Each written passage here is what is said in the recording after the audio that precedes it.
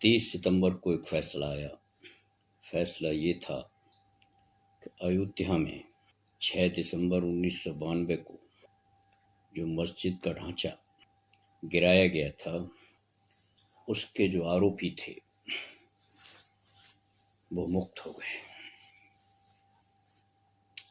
न्यायालय ने जो कुछ किया शायद सही किया होगा, लेकिन उसकी ठीक पूर्व संध्या पर एक रेप पीड़िता की मृत्यु हो गई। दर्दनाक मृत्यु। जो भी रेप करने वाले लोग थे उन्होंने उसे कितनी यातनाएं दी थी। हॉस्पिटल से हॉस्पिटल तक वो भटकती रही और उसकी मृत्यु हो गई। मृत्यु को कोई टाल नहीं सकता, ये सच है, लेकिन मृत्यु अगर मानवता के हाथों हो तो वो शर्मनाक है, महाशर्मनाक है। यही मुझे कहना है। किस जाति की थी बच्ची, लेकिन बेटी थी इस मुल्क की, इस मुल्क की बेटी। सभी लोग समझ गए होंगे कि जो कुछ हुआ हाथरस के पास एक गांव की एक बच्ची के साथ, जो केवल घास लेने गई थी और उसके बाद राख बनकर आई। कभी एक सेवा सदन में हमने लिखा था, देखा था, लकड़ी जल कोयला भई, कोयला जल भयो राख, मैं पापन ऐसी जली कर कोयला भई न राख। वो पापिन नहीं थी, फिर भी जली और राख हो गई। बहुत सारी बातें हम नहीं करते हैं। ये नए भारत की शुरुआत थी, 5 अगस्त से लेकर और अभी तक। आज जबकि कल गांधी जयंती आने वाली है, उत्तर प्रदेश जैसे राज्य में कितने बलात्कार हुए हैं, कितनी बेटियों की अस्मिता लूटी गई है। ये बात हमें पीड़ा देती है, वेदना देती है, लेकिन क्रूर शासक और क्रूर समाज और क्रूर समाज के क्रूर पैरोकार, जिसमें पुलिस भी है, न्याय व्यवस्था भी है, वो किस तरीके से पूरी की पूरी मानवता को निकल रहे हैं, ये बात कहने की नहीं है, महसूस करने की है। और इस महसूस की श्रृंखला में मैं एक अदम गौडवी की कविता आपसे कहता हूँ, सुनना, और अगर कुछ महसूस हो सके तो इस तमाम न्याय व्यवस्था से, इस तमाम समाज व्यवस्था से सवाल करना। और कविता की पंक्तियां कुछ इस तरह शुरू होती हैं कि मैं चमारों की गली में ले चलूंगा आपको, मैं चमारों की गली में ले चलूंगा आपको, आइए महसूस करिए जिंदगी के ताप को, मैं चमारों की गली में ले चलूंगा आपको। जिस गली में भुखमरी की यातना से ऊब कर मर गई फुलिया बेचारी एक कुएं में डूबकर, है सधी सिर पर बिनौली कंडियों की टोकरी, आ रही है सामने से हरख हुआ की छोकरी, चल रही है छंद के आयाम को देती दिशा, मैं इसे कहता हूं सरयू पार की मोनालिसा।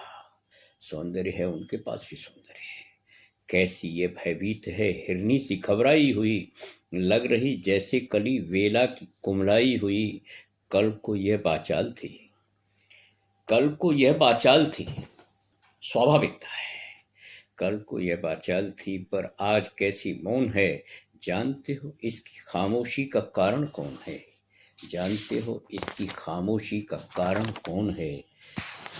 थे यही सावन के दिन, थे यही सावन के दिन, हर खू गया था हाट को, सो रही बूढ़ी ओसारे में बिछाई खाट को, डूबती सूरज की किरणें खेलती थी रेत से, घास का गट्ठर लिए, घास का गट्ठर लिए वह आ रही थी खेत से, आ रही थी वह चली खोई हुई जज्बात में, क्या पता उसको कि कोई भेड़िया है घात में। होनी से बेखबर कृष्णा बेखबर राहों में थी, मोड़ पर घूमी तो देखा अजनबी बाहों में थी, चीख निकली भी तो होठों में ही घुटकर रह गई, छटपटाई पहले फिर ठीली पड़ी फिर ठह गई। दिन तो सूरज की कछारों में था कब का ढल गया, वासना की आग में कौमार्य उसका जल गया, वासना की आग में कौमार्य उसका जल गया, कौमार्य उसका जल गया। और उस दिन ये हवेली हंस रही थी मौज में, और उस दिन ये हवेली हंस रही थी मौज में, होश में आई तो कृष्णा थी पिता की गोद में। जुड़ गई थी भीड़ जिसमें जोर था, सैलाब था, जो भी था अपनी सुनाने के लिए बेताब था। बढ़ के मंगल ने कहा, काका तू कैसे मान है, पूछ तो बेटी से आखिर ते दरिंदा कौन है। कोई हो संघर्ष से हम पांव मोड़ेंगे नहीं, कच्चा खा जाएंगे जिंदा उनको छोड़ेंगे नहीं। कैसे हो सकता है होनी कह के हम टाला करें, और ये दुश्मन बहू बेटी से मुंह काला करें। बोला कृष्णा से, बहन सो जा मेरे अनुरोध से, बच नहीं सकता है वो पापी मेरे प्रतिशोध से। पड़ गई इसकी भनक थी ठाकुरों के कान में, वे इकट्ठे हो गए सरपंच के दालान में। दृष्टि जिसकी है जमी भाले की लंबी नोक पर, देखिए सुखराज सिंह बोले हैं खैनी ठोक कर। क्या कहें सरपंच भाई, क्या जमाना आ गया, कल तलक जो पाँव के नीचे वो रुतबा पा गया। कहती है सरकार के आपस में मिलजुल कर रहो, सुअर के बच्चों को अब कोरी नहीं हरजन कहो। देखिए ना यह जो कृष्णा है चमारों के यहाँ, पड़ गया है सीप का मोती गंवारों के यहाँ। जैसे बरसाती नदी अल्लड़ नशे में चूर है, न पुट्ठे पे हाथ रखने देती है मगरूर है। बेशर्मी के हद पे भेजता भी है नहीं ससुराल इसका हर हुआ, फिर कोई बाहों में उसको भींच ले तो क्या हुआ। आज सरजू पार अपने श्याम से टकरा गई, जाने अनजाने वो लज्जत जिंदगी की पा गई। वो तो मंगल देखता था बात आगे बढ़ गई, वरना वह मरदूत इन बातों को कहने से रही। जानते हैं आप मंगल एक ही मक्कार है, हर खूस की शय पे थाने जाने को तैयार है। कल सुबह गर्दन अगर नपती है बेटे बाप की, कल सुबह गर्दन अगर नपती है बेटे बाप की, गांव की गलियों में क्या इज्जत रहेगी आपकी। बात का लहजा था ऐसा ताव सबको आ गया, हाथ मूंछों पर गए माहौल भी सन्ना गया। क्षणिक आवेश जिसमें हर युवा तैमूर था, हाँ मगर होनी तो हुई कुछ और ही मंजूर था। रात जो आया न अब तूफान वो पुरजोर था, भोर होते ही वहां का दृश्य बिल्कुल और था। सिर पर टोपी बैत की लाठी संभाले हाथ में, एक दर्जन थे सिपाही ठाकुरों के साथ में।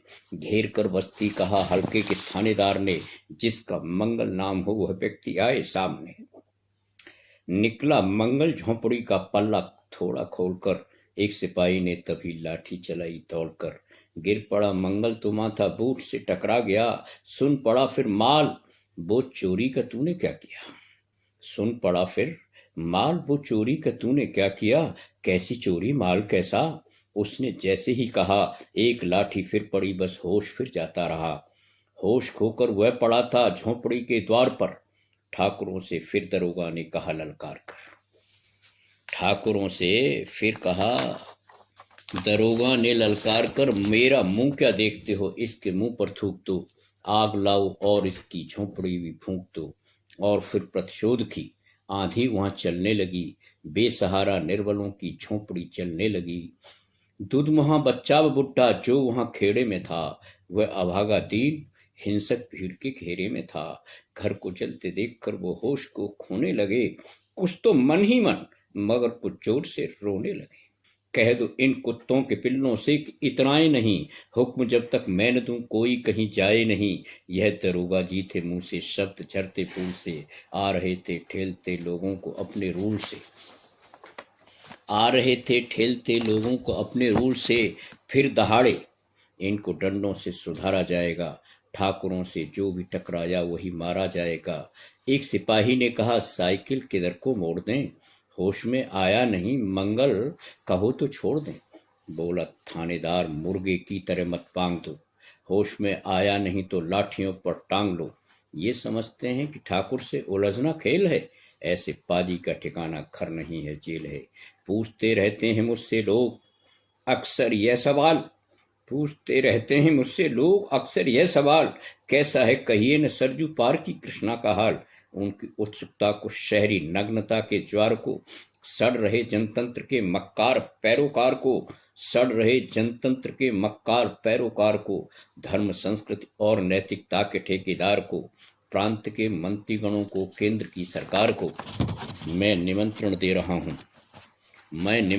रहा हूँ, आए मेरे गांव में, तट पे नदियों की घनी अमराइयों की छाँव में, गांव जिसमें आज पांचाली उगाड़ी जा रही, या अहिंसा की जहां पर नथ उतारी जा रही।